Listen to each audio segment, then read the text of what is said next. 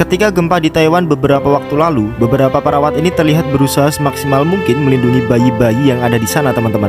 Panik dan takut pasti mereka alami, namun rasa tanggung jawab dan kemanusiaan mengalahkan itu semua. Nah, setelah cukup lama terjadinya gempa, untungnya mereka semua selamat, dan kejadian ini mengingatkan kita bahwa setiap pekerjaan pasti ada tanggung jawab moral yang harus kita utamakan. Ketika banjir melanda Brazil beberapa waktu lalu, ada seorang pria, teman-teman, yang dia dengan berani mempertaruhkan nyawanya untuk menyelamatkan seorang ibu dan anak sesaat sebelum mobil yang mereka tumpangi hanyut terbawa banjir. Momen itu benar-benar menegangkan, teman-teman. Bisa saja ia menjadi korban, namun rasa kemanusiaan yang besar berhasil mengalahkan rasa takutnya itu. Nah, untungnya ibu dan anak itu berhasil diselamatkan sesaat sebelum mobil yang mereka tumpangi hanyut terbawa arus. Pria ini tidak bisa melihat, tapi dia fans berat salah satu tim bola. Setiap kali tim itu bermain, selalu ada sahabatnya yang menemaninya, dan kerennya sahabatnya itu punya caranya sendiri supaya ia bisa paham alur pertandingan meskipun ia tidak bisa melihat. Sahabatnya itu menafsirkan seluruh kondisi pertandingan, teman-teman, baik itu lokasi bola sampai situasi pertandingan hanya dengan menggambarkan pada punggungnya. Nah, di situ dia bilang, saya sangat beruntung punya sahabat seperti dia. Dokter hewan ini punya cara unik untuk mengalihkan perhatian seekor anjing, teman-teman, selama proses pengambilan darah supaya anjingnya nggak panik. Mereka menari diiringi irama musik, dan ini cukup efektif untuk dilakukan sehingga si anjing jadi agak tenang.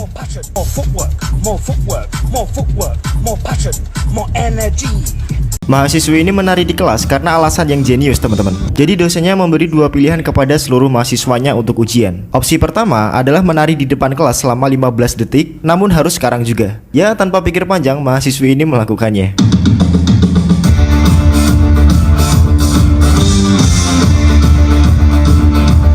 Sementara opsi kedua, teman-teman, adalah menulis paper sebanyak 15.000 kata hanya dalam satu malam. Dan mau nggak mau seluruh mahasiswa harus memilih opsi kedua itu karena opsi pertama udah gugur. Nah, di sini artinya mahasiswa yang tadi menari itu sudah menyelesaikan ujiannya dan nggak perlu lagi menulis paper sebanyak 15.000 kata dalam semalam.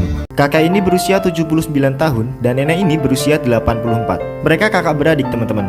Nah, meskipun sudah berusia segitu, namun kedekatan mereka masih sangat terjaga selayaknya masa kecilnya. Di momen ini ceritanya, kakak ini pamit ke kakaknya mau pulang, tapi sebelum pulang, kakaknya itu yaitu si nenek, beliau memberi uang jajan kepadanya. Sungguh momen yang sangat indah ya.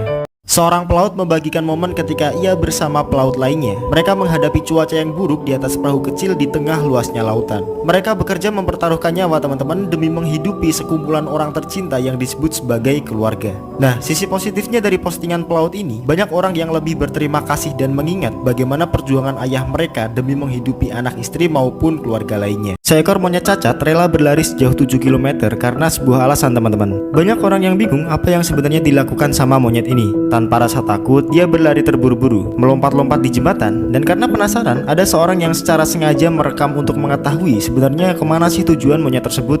Nah, ternyata setelah diikuti, ia berlari sejauh 7 km setiap harinya karena ada sebuah keluarga baik hati yang selalu menyiapkan makanan enak untuk dirinya setiap hari, bahkan mau menyuapinya. Di situ ia merasa dihargai, teman-teman. Ketika adik ini di mall bersama ayahnya, ia terus-menerus melihat balon yang dibawa oleh seorang ibu. Si adik suka balonnya, teman-teman. Nah, mengetahui hal itu, ibu tersebut tanpa pikir panjang dengan sukarela memberikan balonnya saat itu juga. Dan saat adik itu menerimanya, teman-teman, ia terlihat tersenyum. Nah, melihat adik itu tersenyum, si ibu juga ikut tersenyum. Ketika seorang cewek mengecek CCTV, ia melihat ada segerombolan anak kecil, teman-teman, yang mereka terlihat berdoa dengan khidmatnya di depan sebuah benda yang ada di halaman rumah tetangganya. Dia penasaran apa benda itu, teman-teman, dan kenapa anak-anak itu berdoa di depannya. Nah, setelah ia lihat, ternyata itu adalah foto anak tetangganya yang bernama Mia, di mana Mia baru saja meninggal 2 hari yang lalu. Dan ternyata itulah alasan mengapa segerombolan anak-anak itu berdoa. Mereka berdoa untuk Mia. Ketika pria ini menjalankan kerjanya sebagai patung, ada anak kecil yang tiba-tiba memeluknya, dan ini sungguh menggemaskan. Dia kemudian memeluk anak itu, teman-teman, sedikit berterima kasih akan kasih sayang yang dia terima di hari itu.